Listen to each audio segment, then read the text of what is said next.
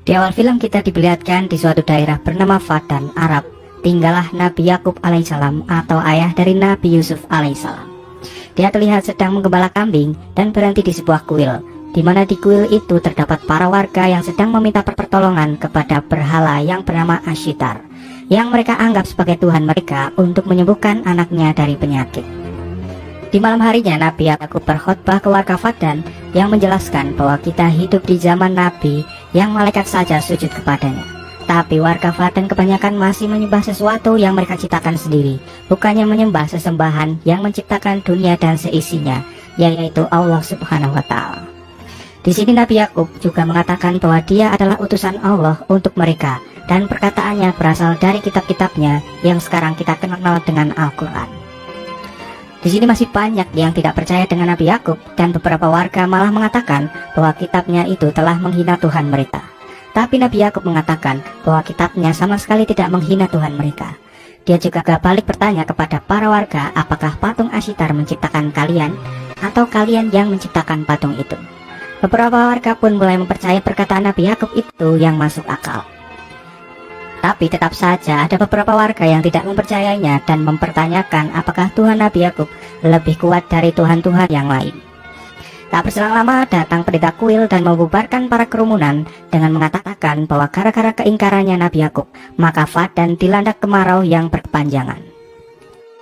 Keesokan harinya di kuil Ashitar terlihat sedang melangsungkan hukuman bagi warga yang melawan patung Ashitar dengan melemparinya menggunakan batu dan menyebutnya Tuhan yang bodoh. Lalu datanglah Nabi Yakub yang akan menebus warga itu. Namun para pendeta tidak menyetujui tebusan itu karena warga itu adalah musuh bagi Ashitar. Lalu Nabi Yakub mengatakan, kenapa kalian tidak menangkapku, padahal akulah yang paling pertama memusuhi patung Ashitar itu. Ternyata para pendeta tidak berani menangkap Nabi Yakub karena dia adalah menantu dari Panglima Fadan. Lalu tak berselang lama datang sang Panglima yang menyuruh pendeta untuk membebaskan warga itu karena sudah ditebus oleh Nabi Yakub. Dengan rasa takut, pendeta itu pun akhirnya melepaskan warga itu. Nabi Yakub ini mempunyai 4 istri dan 11 anak, tapi sebenarnya istri pertama Nabi Yakub ini bernama Rahil. Tapi karena bertahun-tahun dia tidak diberi anak dari Rahil, makanya Rahil menghadiahkan para pembantunya untuk diperistri oleh Yakub agar sang Nabi mendapatkan seorang keturunan. Nah, setelah bertahun-tahun Rahil tidak mendapatkan seorang anak, akhirnya dia hamil dan akan mempunyai seorang anak pertamanya. Nabi Yakub yang sedang menggembala kambing dengan anak-anaknya mengatakan kepada mereka bahwa suatu saat nanti penggantiku adalah orang yang paling dekat dengan Allah dan paling dicintainya, bukan orang yang paling kuat. Dia juga mengatakan bahwa kakeknya Nabi Ibrahim dan ayahnya Nabi Ishak merupakan manusia terbaik, bukan manusia terkuat. Nah, sedikit penjelasan silsilah dari Nabi Yusuf dan ayahnya Nabi Yakub adalah keturunan dari Nabi Ibrahim dan anaknya Nabi Ishak. Lalu tak berselang lama datang warga Fadan mengatakan kepada Nabi Yakub bahwa Rahil akan segera melahirkan anak pertamanya. Mulai terjadi kecemburuan yang dirasakan oleh seorang istri Yakub yang bernama Bilah. Dia takut kalau Nabi Yakub akan lebih mengistimewakan Rahil dan anaknya nanti ketimbang ketiga istrinya dan anak-anak yang lain. Rahil yang sedang ditangani oleh seorang bidan tiba-tiba saja pingsan karena terlalu lemas. Bidan itu pun hanya bisa pasrah karena jika seorang yang sedang akan melahirkan pingsan, maka diperkirakan dia tidak akan selamat. Hal itu membuat salah satu warga di situ mengatakan bahwa ini pasti akibat kemurkaan dewa Ashitar terhadap Yakub dan Rahil. Namun Yakub yang mengetahui keadaan Rahil semakin memburuk, ia lalu pergi untuk berdoa kepada Allah untuk meminta pertolongan. Ayah Rahil atau sang Panglima Fadan semakin percaya kalau Yakub adalah pembawa petaka bagi warga Fadan. Apalagi dia malah pergi saat istrinya sedang dalam kondisi memburuk. Namun ternyata Nabi Yakub pergi menyendiri untuk meminta pertolongan kepada Allah Subhanahu wa Ta'ala. Dia terus berdoa sampai malam tiba.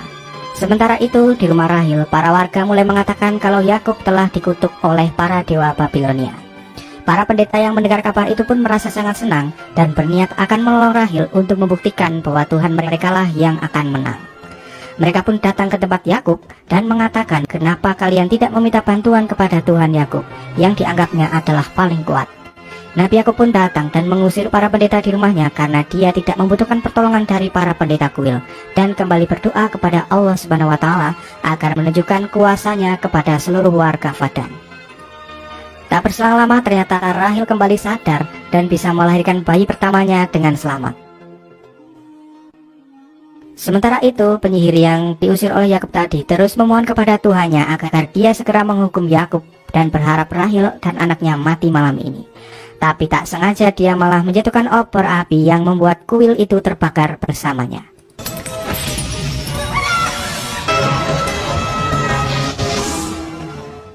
Nabi Yakub yang selama 10 tahun menantikan anaknya dari Rahel akhirnya dikaruniai berkat Allah Subhanahu wa Ta'ala. Dia menamai anaknya dengan nama Yusuf. Di malam itu juga turun hujan sangat lebat di Padan yang Yakub percayai adalah berkah dari kelahiran Yusuf. Para warga pun lalu membicarakan tentang kelahiran anak Rahel yang lancar dan turunnya hujan di Padan bersamaan dengan anak Rahel dan Nabi Yakub. Warga yang tadi mengatakan Yakub dan Rahel terkena kutukan terkejut mengetahui Rahel dan bayinya sehat walafiat. Sementara itu para warga akhirnya menyadari bahwa kuil Asitar sedang kebakaran. Mereka pun berbondong-bondong ke kuil untuk memadamkan api itu. Sang Panglima Padan merasa aneh karena hujan lebat tidak bisa memadamkan api yang ada di kuil Asitar. Kebakaran itu mengakibatkan penyihir Ishtar mati terbakar di dalam. Para warga mulai mempertanyakan kenapa penyihir bisa terbakar dan kemana Tuhan Asitar, kenapa tidak bisa memadamkan api di kuil. Mereka pun akhirnya menyadari bahwa penyihir Ishtar lah yang terkena celaka karena berusaha melawan Tuhan dari Nabi Yakub. Setelah kejadian itu, sang Panglima memutuskan untuk beriman kepada Tuhan Nabi Yakub. Begitu juga para warga yang lain yang sekarang mempercayai bahwa Allah Subhanahu wa Ta'ala adalah Tuhan yang sangat kuat. Mereka juga meninggalkan kuil yang sedang terbakar tanpa memadamkan api terlebih dahulu. Para warga Padan akhirnya kini beriman kepada Allah Subhanahu wa Ta'ala tanpa terkecuali.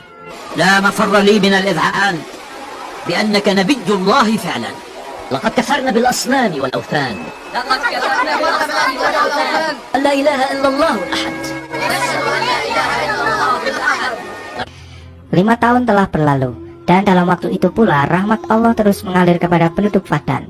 Yusuf yang kini sudah beranjak menjadi anak-anak diajak oleh Rahel dan Yakub untuk pergi ke padang gurun.